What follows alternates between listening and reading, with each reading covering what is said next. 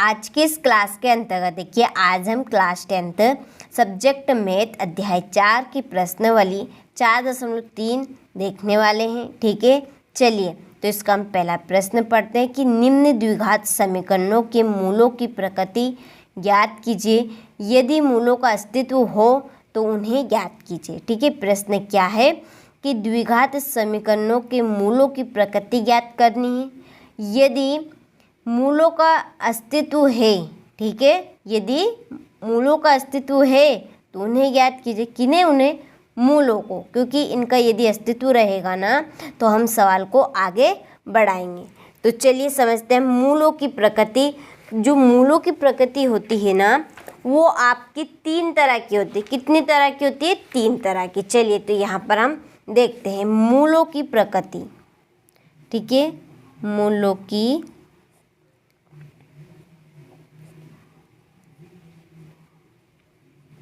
प्रकृति, ठीक है, ये होती है 3 तरह की। पहली वास्तविक,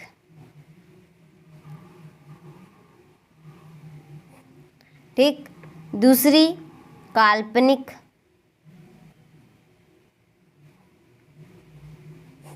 और तीसरी प्रकृति होती है बराबर। ठीक है, तो हम इनको इस तरह से बोलेंगे कि मूलों की प्रकृति वास्तविक है, मूलों की प्रकृति काल्पनिक है, मूलों की प्रकृति बराबर है। ठीक है, अब वास्तविक कैसी होती है, काल्पनिक कैसी होती है, बराबर कैसी होती है, चलिए इन्हें भी समझते हैं। जैसे कि हमारा आंसर है, ठीक है, ये आंसर आया हमारा 3। किसका है? 3। ये अब बताइए, अब इसमें देख के कि ये 3 किसका है। चिन्ह की बात चल रही है यहाँ पे। ठीक है, चिन्ह, तो बताइए 3 किसका है, प्लस का या माइनस का है? तो हमें प्लस का दिख रहा है, क्योंकि इसके पास कोई सा भी चिन्ह नहीं है, तो किसका चिन्ह रहेगा? प्लस का। तो इस कंडीशन में हमारी मूलों की जो प्रकृति रहेगी ना, वो आपकी वास्तविक रहेगी। ठीक है, तो यदि हमारा आंसर यदि प्लस में आया तो मूलों का क्या रहेगा? अस्तित्व रहेगा, अस्तित्व रहेगा। ठीक है, यदि आंसर हमारा -5 आया, ठीक है, किसका? माइनस का 5 आया, यानी कि आंसर हमारा माइनस में रहेगा। ठीक है, माइनस में रहेगा तो मूलों की प्रकृति रहेगी वास्तविक। कैसी रहेगी? वास्तविक रहेगी। ठीक है, ये आंसर यदि हमारा माइनस का रहेगा, यदि आंसर हमारा प्लस का रहेगा ना, तो कैसी रहेगी प्रकृति? वास्तविक रहेगी। ठीक है, तो ये इसका अस्तित्व नहीं है और इसका है, यानी कि हाँ में देंगे हम। ठीक है आंसर। इसके बाद में आती है अगली प्रकृति बराबर। अब बराबर कैसे रही? जैसे कि दोनों मूल बराबर है, जैसे कि ये 5 आया इधर भी, तो इधर भी क्या रहेगा? 5। दोनों क्या है? बराबर है। ठीक है, नाम में छुपा है, जैसे कि इधर भी 0 है और इधर भी 0। बराबर आए तो प्रकृति बराबर रहेगी। ठीक है, यहाँ पर आपका आएगा बराबर का चिन्ह, तो इसका क्या रहेगा? अस्तित्व रहेगा, अस्तित्व रहेगा। ठीक है, समझ में आ गया आपको ये कॉन्सेप्ट कि यदि वास्तविक है प्रकृति तो इसका अस्तित्व है, काल्पनिक है तो नहीं है, बराबर है तो अस्तित्व है। ठीक है, अब हम इस बराबर को भी बोल सकते हैं, इसकी प्रकृति वास्तविक। ठीक है, मूल को हम बोल सकते हैं, इसमें भी मूल कैसे रहेंगे? वास्तविक रहेंगे। ठीक है, देखिए हम मूलों की प्रकृति कैसे ज्ञात करेंगे कि वो वास्तविक है, काल्पनिक है या बराबर है। ठीक है, इसके लिए हम एक फार्मूला लगाएंगे। कौन सा? ये वाला, विविक्त कर का। ठीक है, D = B² - 4AC।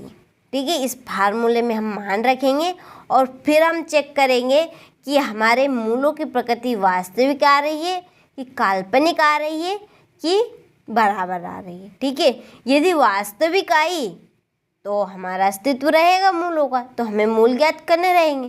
काल्पनिक रही, ठीक है, काल्पनिक रही तो इसका अस्तित्व है ही नहीं, मूल ज्ञात ही नहीं करने।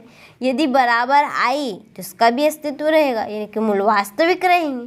ठीक है, तो हमें मूल ज्ञात करने रहेंगे। तो इसके लिए हमें एक फार्मूले की एक और ज़रूरत पड़ेगी। ठीक है, एक और फार्मूला रहेगा आपका ये वाला, d equal b square, sorry minus के b और प्लस माइनस, ठीक है, अंडर रूड, अंदर है इसके b माइनस, ठीक है, क्या इसका सूत्र, बी स्क्वायर माइनस 4ac और बटे में आएगा 2a।